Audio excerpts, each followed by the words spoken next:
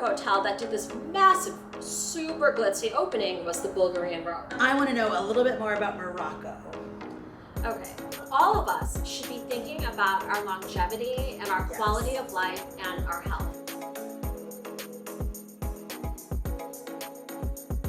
Hello, everyone, and welcome back to Off the Cuff with Regina and of course, Christine Drynan. Oh, how are you, Christine? Oh my gosh, I missed you. I missed you too.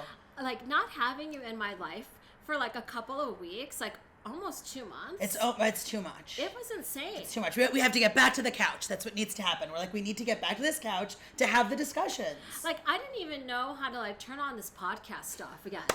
Like, I mean, like, you should have seen our setup, like, for this. I mean, it's been a couple of months since Regina and I have really sat down, but, like, there's something about travel and, like, also talking travel with you and food and restaurants that, like, I've really, really missed you. Oh, I really, really missed you, too, because I feel like I don't know what's going on. If I can't ask Christine, I don't know. I'm like, we need to get to the couch. I need to talk to Christine. I need to know what's happening. And now more than ever, it is International Women's Month. So it's women. So now we've got women on the couch. Yes. But we've got to talk about even more women. We have to. Because I was reading on Gallivant. Everyone must always read on Gallivant to see what's happening. And there's an article called She's in Charge. And it's celebrating women trailblazers in travel, which my number one women trailblazer in travel is right here, and it's Christine Drynan. But I don't. That's all I know. I know you. You're my number one, and I feel like you know. I mean, I know you know more. What are the other amazing women doing? And I don't even mind if you talk about amazing stuff you're doing. But I want to know. I want to know about you, and I want to know who do you think are trailblazers right now? Well, you know, I have worked in this industry now for 12 years. Incredible.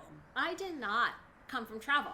I don't know if like a lot of people know this anymore at this point. Like when I first started the company 12 years ago, it was like all about how I was not part of the industry. But 12 years later, like I have a finance background. I mean, right. And so like I started this company when I was at Columbia Business School, and everyone was like, that girl has kind of lost her marbles. Like she is going, like what does she think she's going to be doing starting this travel company? Yeah. She's going to be back in finance. And there are certainly people who I hope are watching this right now. Yes, that's right. That's right. They were definitely, they used to make fun of me in the bullpen. And I heard this all from my friends who were still there. But, you know, I started this company 12 years ago because I did not work in travel. I just loved to travel. Right. And so, you know, to like have people think that I'm an expert, I know that I am now at this point because like I am like the 0.0000001% of people who have traveled around the world to as many countries as I have. But in doing that, I've met so many incredible women. That's amazing. In travel, but I will tell you, they are few and far between. Right. Well, it's so funny to even think about. Like every industry, I feel like kind of suffers from the same thing, and you don't often think about that in travel. Like where are the women and where are they coming from? So it makes sense with everyone's like, Christine, you've got finance going for you. Why are you going to try to do something else? But you're like, no, I have this other outlet. But then who did you have to look to? Because there weren't that many women. But I feel like is that changing now? Do you feel like there's more women? Yes and no. Okay. You know, the first place where I admire the women who work at this beautiful hotel is, of course, my favorite hotel in the world, the Hotel de Cap. The Hotel de Cap is an iconic hotel that's been around, I think, for 124 years. Wow. Yeah, 124 years. That's incredible. Yeah, and it's this classic hotel. Sophia Richie got married there last year. I mean, I love me some Lionel. Of and course. Sophia, his daughter, is just adorable. She got married at the Hotel de Cap, but it's one of those places that it's always going to be there. It's like such an iconic classic place. But in 124 years, they've never had a female hotel manager. Well, that really tells you something when you're like this hotel's made it and it's lasted. However, there was something they were not able to do. They were not able to have a female hotel manager. Well, that's the amazing part. So I started going to Hotel de Cap back in 2010. Okay. And then I took a little bit of hiatus, but I started to come back every year in 2017. Okay. And so I've been back almost every year, except for like a pandemic year. And then last year, I decided that I didn't want to go to Hotel de Cap alone. Okay. I kind of like had a very like active bench of like people I was seeing at that point.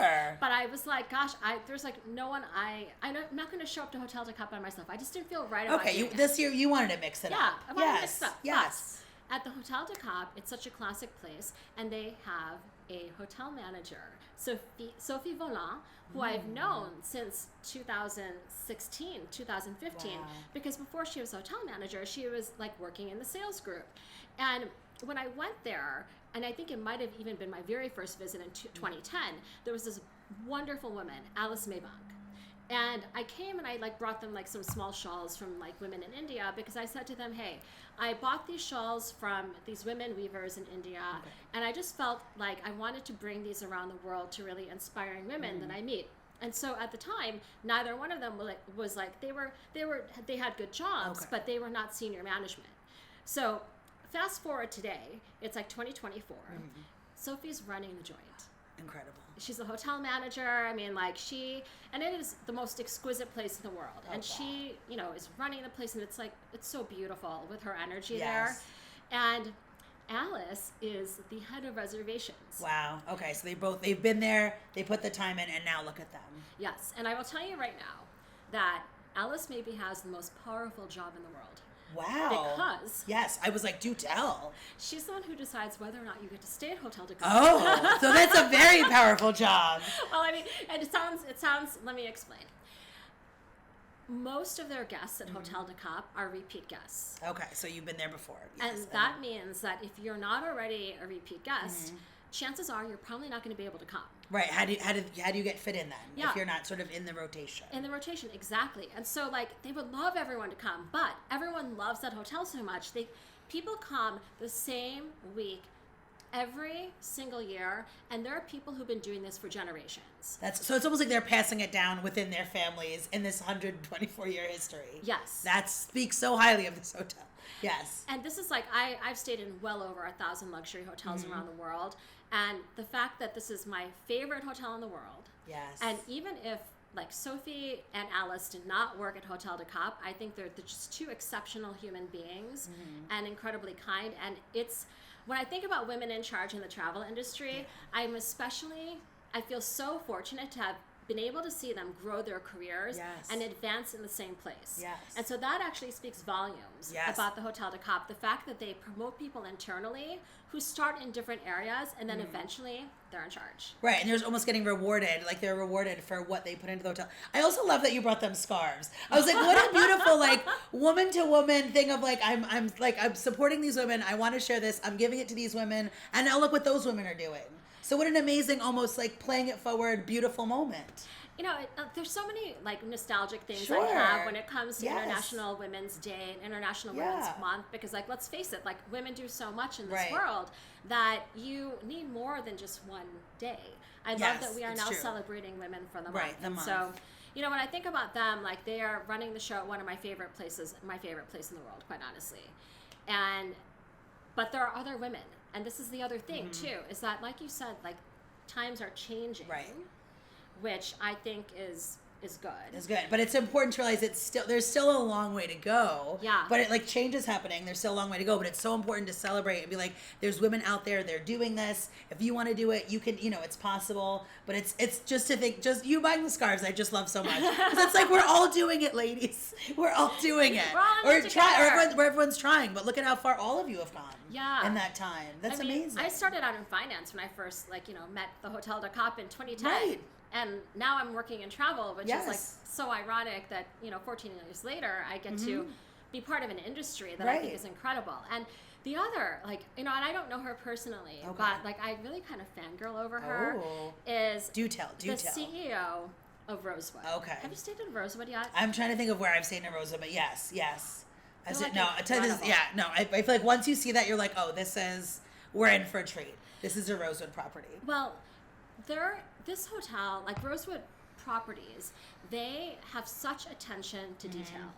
Yes. And the CEO is Sonia Chang, and she took over from her father, who, was the head of the company. She has a brother as well. And it's really interesting because when it was under her, the older, generation of the family, the Rosewoods were nice, but Rosewoods today, I look at their portfolio as modern, traditional luxury. And what I mean by that is that the rooms are so classic. They're not the modern, stark architecture. it's like a room that welcomes you home. Yes, which is what you want. And they're bars. They're mini bars. I have to bring this up because whenever bars. Like, first off, like, whenever I go into a hotel, I'm like, I cannot afford the mini bar. Right, it's true. You always have to look, though. Yeah. I feel like that's always something I do. I'm like, let's peek and see what we've got. Or then it's like, can I touch? Or is it right, what can I do here? How far can I go? But I love to look at the mini bar, yes. Well, their mini bars are so beautiful. They have like the crystal cut glasses. They always have like fresh lime or garnish, and they have these pre-made cocktails that are like just gorgeous. And there's like local goods from, that's always such a nice touch. Place you're in. I love that so much. And so like that's really kind of what got me like, wow, like what's this Rosewood place? In fact, I loved the Rosewood Hotel in Phnom Penh so much. I actually called up the hotel manager, Remy, at that point, and I said to him, it's in Cambodia, by the way. Right. I know that most people are like, Phnom what? Phnom Penh, Cambodia, another little piece of geography lesson. Not only are we talking about women in charge, we're talking geography too. We'll get a map. One episode we'll have a map, and we'll show you. But they had such beautiful bar accessories that I called to the manager, Remy, and I said, I'd like to buy all of the bar accessories. And they arranged to have me buy the accessories that were in my room. I'm not that person who steals from hotels because I want to be invited back. Exactly. And I was just there on my own personal vacation, not for work. They had no idea that I was the founder of Gallivant, but they were kind enough to allow me to buy all my accessories.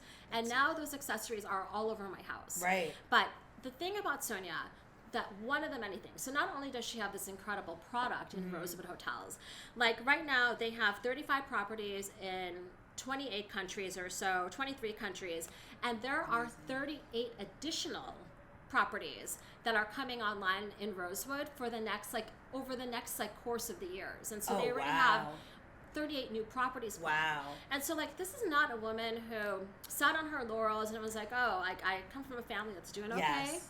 She was like, we're going to take this and we're going to make it big. No, I love that.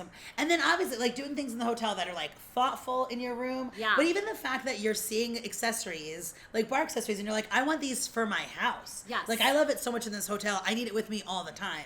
And that speaks to how everything has to be curated. Because it's not just a vacation thing. You're like, no, I want this all the time. And I don't know Sonia personally, but I will say that somebody who can curate a hotel and be a badass to run a business. Yes. And to be like, oh, not only are we going to add a couple more hotels, we are going to more than double our portfolio. Yeah. And she's a career woman, first and foremost. She's a CEO. She's a boss. She has 4 kids. Wow. Oh, that's unreal. Yeah. Oh, Sonia. How are you doing it? So, Sonia, I'm sure I'm going to be on your stalker list at this point, and you're going to be telling your security, keep that woman away. But I will tell you, mad admiration. Yeah. To see a woman in travel building an empire like that. Right, taking the foundation she had, like what you said, not standing on her laurels, being like, I'm coming into it with these ideas, this is what we're going to do, and it's all working. Yes. It's really unbelievable. That's unbelievable. Well, now I'm fangirling out. But, now she better watch out for the Off the Cuff podcast, Sonia. We're going to be like, Sonia, we'll be in the lobby. We won't tell you which Rosewood Hotel. No. We are just waiting We're just waiting for you. Introduce ourselves. Kudos, to her. Yes. Essentially, I would say she, maybe she didn't build from scratch, but I will say that she made it right, and ensuring a real future. Today. Right, to do so much more. Absolutely. Unbelievable. Now, is there anybody else we should be... I'm sure the list goes on. I don't even know how to have you choose, even your sort of top 3. But is there anybody else you want to tell? Do you want to tell us about? So there is, actually. Okay. And this is a mother-daughter duo. I love that. Do you know, even while I was reading in Gallivant, because everyone, please read the whole article, but you'll see there's sisters, there's a mother-daughter, and I kind of love this. It was a lot more in the family than I would have thought too, which I kind of love. And the other thing I love so much about this mother-daughter duo is that their family is the largest owner of 4 Seasons hotels around the world. Okay. Wow. And so that was true 2 years ago, 3 years ago. Right. But what that means is the 4 Seasons does not necessarily own their hotels. In fact, they don't own most of their hotels. They're a management company. So 4 Seasons in Orlando, that's owned by a company or that's owned by an individual. And they hire the 4 Seasons to manage it. And so the real owners are the ones who are the ones who have the finance power, because when you own an asset like that, you have a little bit of coin. And I don't know what I would be like, quite honestly, if like I had like that kind of financial backing. Mm-hmm. I don't know if I mean, I probably would, but would you really get out of bed in the morning? Right. It's almost, you really don't have to. Right. It's very true. It's like, what motivates you at that point if you don't have to? Exactly. Right. And what I love so much is Christina and Melissa Ong, who are part of that mm-hmm. family, who are the largest Four Seasons owners in the world, created their own hotel. Wow. And not just a hotel. Like, it started out with one hotel, but then it just became a brand of luxury hotels. And what's really extraordinary to me is, like, you know, this mother and daughter mm-hmm. making this happen, and they concepted this hotel. Because, okay, my secret goal one day is to have my own hotel portfolio. Oh, now we know. Let's manifest it. You're hearing it here first.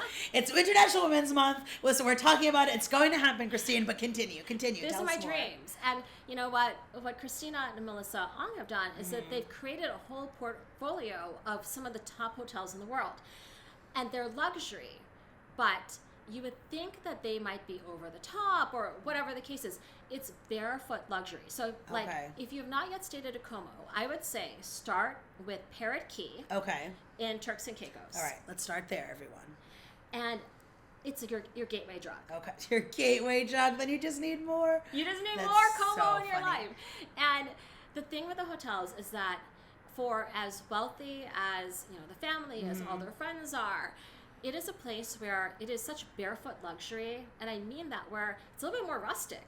Okay. You know, like the beach house is like back right up to the beach, and it's not like, it's kind of like just Castaway but elevated. All right.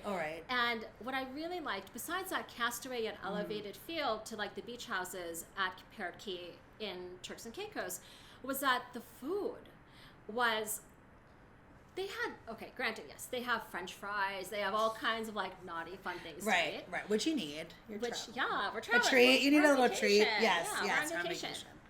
But they also have it where the food is so flavorful that it's healthy.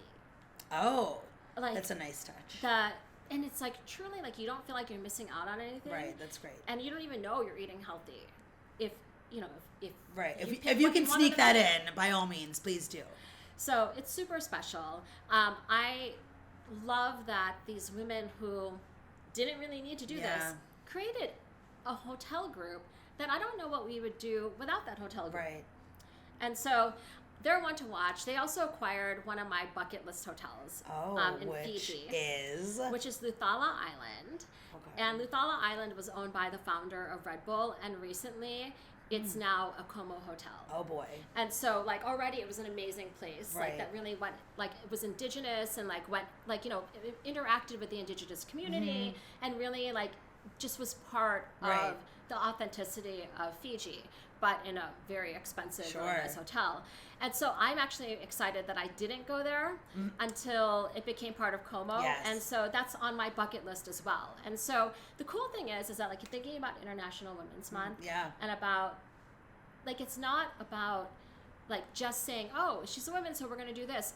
It's about these women who have really merit-wise worked their butts off to create something like really just sustainable and like admirable in the travel industry. Yes. Yeah, they've all gone above and beyond, and they're like ensuring the future. Exactly. They're saying this is like where travel is going, and they're there on the cutting edge and making sure everything moves forward. And so like when people are thinking about, okay, International Women's Month, these women are in charge. Right. And they're literally in charge internationally, everybody. They're doing it, and they're like, yes, in so many nations, to be honest, right? Which is unbelievable. Worldwide. And so, you know, International Women's Month, International Women's Day, like I have to say, Regina, like I see what you do as a comedian. And as you know, like talking about somebody who works in a very male-dominated field. Well, it's true. That's why it's so funny, because I think of it all the time in terms of myself, and which I feel like we all kind of do that. But then I'm like, wait, like it's true in travel, which is sort of why I love that we're having this conversation, because it's women being like, we all just sort of like go ahead being like, because we have no choice. Yeah. And then we have no choice. But then once in a while you stop and think like, oh, that's right. At the heart of it, we're in male-dominated industries trying to make a name for ourselves and just going. And it's happening. But sometimes it doesn't always feel like it's happening, which is why it's so great to stop here, celebrate each other, and then celebrate all of these amazing women. Well, Regina, I have mad love for you. Oh, you know I have mad love for you. Speaking of celebrating like amazing women, and so happy International Women's Month. Happy International Women's Month to you too.